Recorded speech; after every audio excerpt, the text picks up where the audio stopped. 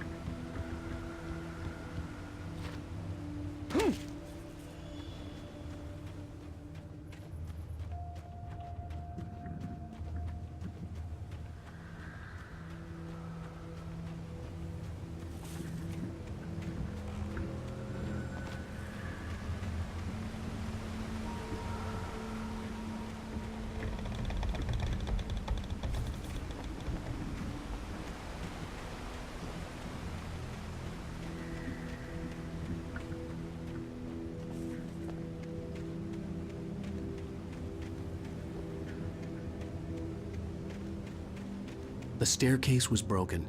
I had to make my way up some other way.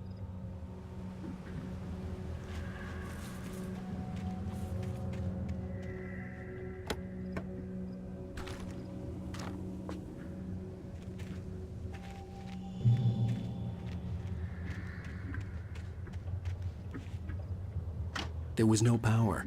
There was bound to be a generator somewhere at the logging site.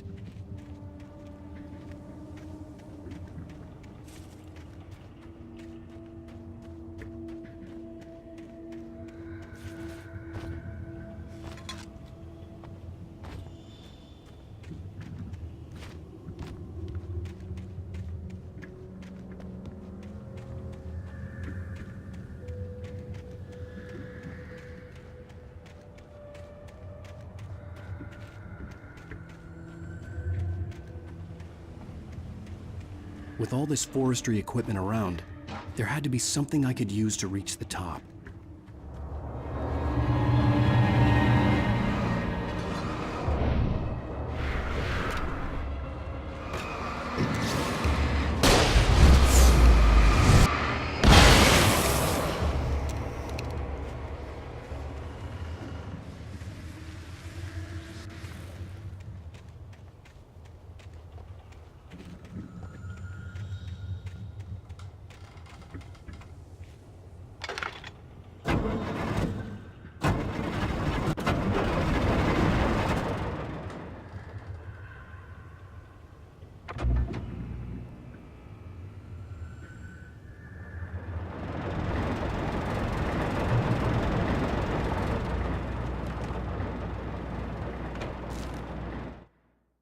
I heard them before I saw them, swooping down from the sky and screeching as they came. I spun around just as the cloud was upon me. For an instant, I stared into 100 dead eyes, black pearls glittering in the darkness. I raised the flashlight and the swarm exploded like fireworks. Feathers burned, turned into ash. I couldn't hear my scream above theirs.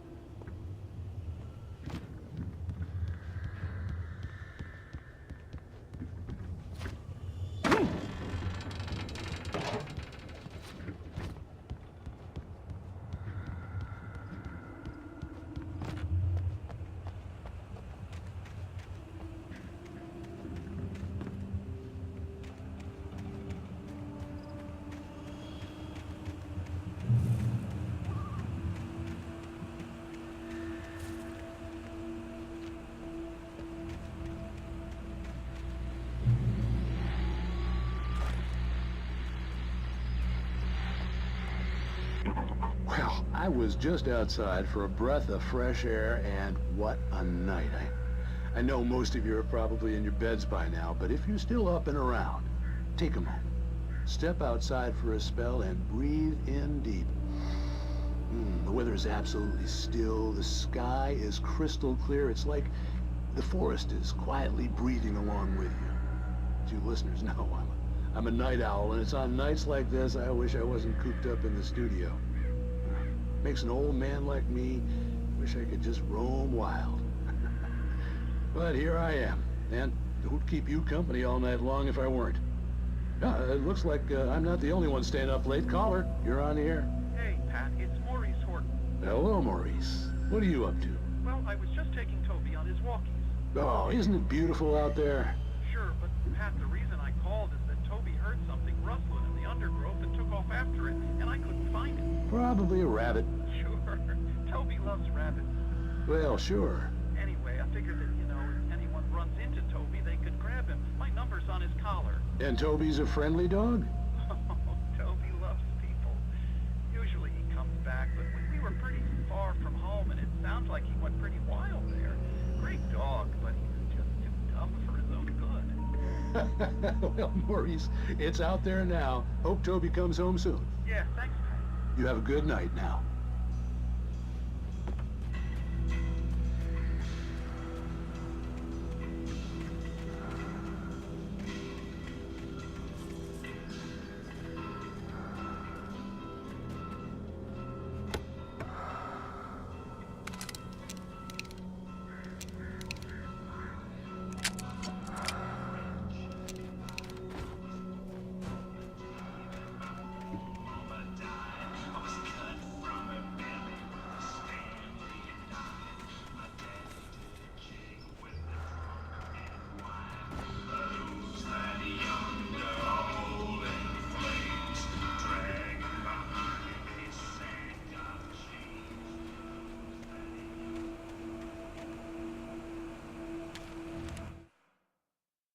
At first, I kept finding the pages as if by accident.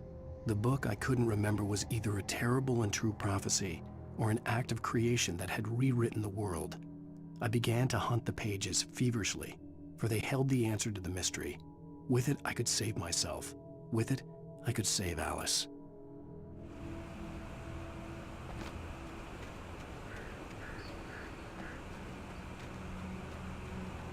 The gas station was closer now, its light welcoming in the darkness. Paul makes the best dogs in the state. Belly Burster is the best with no contest. Monster Dog is second best. The famous dog is third.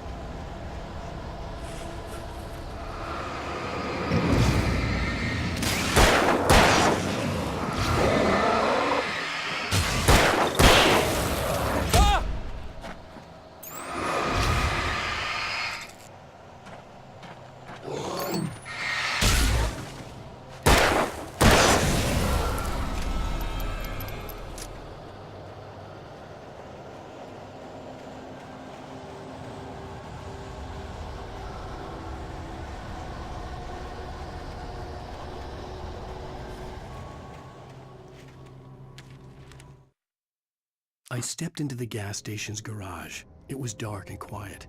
The place was a mess. It looked like someone trashed the place or that there'd been some kind of fight. Light spilled into the room through an open door at the back, and I made my way toward it.